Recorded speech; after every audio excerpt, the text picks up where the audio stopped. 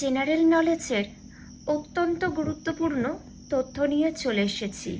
এই তথ্যগুলি সবারই জেনে রাখা খুবই দরকার। তোমরা ভালো করে দেখে নাও। খনিজ দ্রব্য আর সেগুলির উৎস, সঞ্চিত স্থান, অভাবজনিত কারণে কি কি রোগের প্রাদুর্ভাব হয়, আমরা সেগুলি জেনে নেব বিস্তারিতভাবে।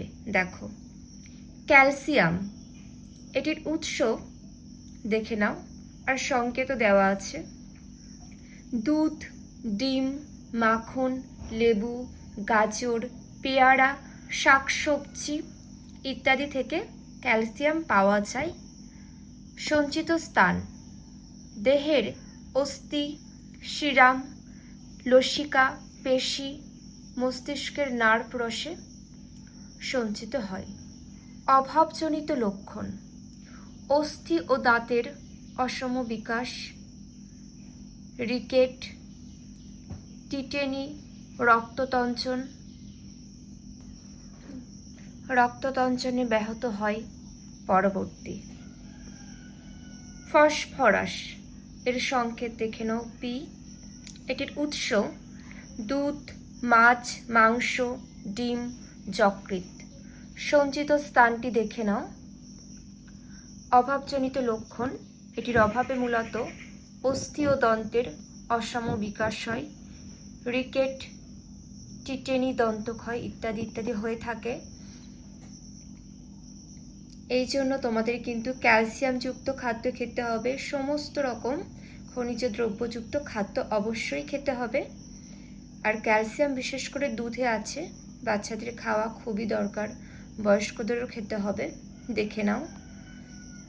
এবার আলোচনা করব সোডিয়াম, খাদ্য লবণ, দুধ, খার জল, সব রকম খাদ্য কোথায় সঞ্চিত হয় দেখে নাও ভালো করে। এটির অভাবে মূলত ক্লান্তি হয় শরীরে, স্নায়বিক বিশৃঙ্খলা দেখা দেয়, বৃক্ষের কাজে বাধাপ্রাপ্ত হয়। নেক্সট, পটাশিয়াম, সংকেত দেখে নাও কে। পরীক্ষাতে আসে কিন্তু পটাশিয়ামের সংকেত কি, অনেক কিছু দেওয়া থাকে, কে মনে রাখবে। সব খাদ্যে পাওয়া যায়। এটির উৎসটিও দেখে নাও। আর এটির অভাবে শরীরে যে যে সমস্যাগুলি হয় দেখে নাও, তোমরা দেওয়া আছে। পরবর্তী, ম্যাগনেসিয়াম, এটির সংকেত দেখে নাও। সবুজ শাকসবজি, মাংস ইত্যাদি থেকে পাওয়া যায়। এটির অভাবে অপুষ্টি, টিটেনি, স্নায়ু দুর্বল্য, অনিয়মিত হৃদস্পন্দন দেখে নাও। পরবর্তী, লৌহ, মাছ, মাংস, ডিম, মুসুর ডাল থেকে পাওয়া যায়।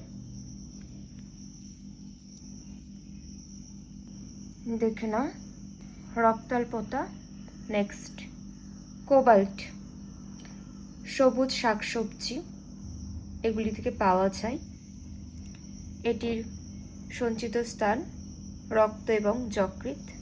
এটির অভাবে সেই একই রোগের প্রাদুর্ভাব হয়। পরবর্তী, দস্তা, দেখে নাও।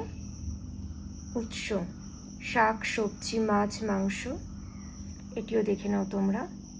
পরবর্তী, আয়োডিন, আয়োডিন পাওয়া যায় সামুদ্রিক লবণ, জল, শাকসবজি, সামুদ্রিক মাছ থেকে। এটি সঞ্চিত থাকে থাইরয়েড গ্রন্থি, রক্ত। এটির অভাবে গলগণ্ড রোগ হয়, মনে রাখবে। পরবর্তী, ক্লোরিন, সংকেতটাও দেখে নাও। এটির উৎস সাধারণ লবণ, শাকসবজি। সঞ্চিত স্থান রক্তকোষ, আন্তঃকোষীয় পদার্থ, ত্বক। এটির অভাবে গলগণ্ড রোগ হয়।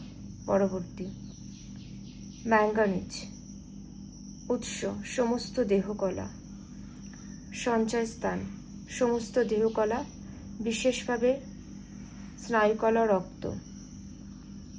এটির অভাবে দেখে নাও স্নায়ু দুর্বল্য, ভ্রূণের অপুষ্টি যে যে তথ্যগুলি আলোচনা করে দিলাম খুবই গুরুত্বপূর্ণ। চেষ্টা করবেন নিজেদের খাতায় লিখে নেওয়ার। কারোর কোনো মন্তব্য থাকলে কমেন্ট করে অবশ্যই জানাবেন।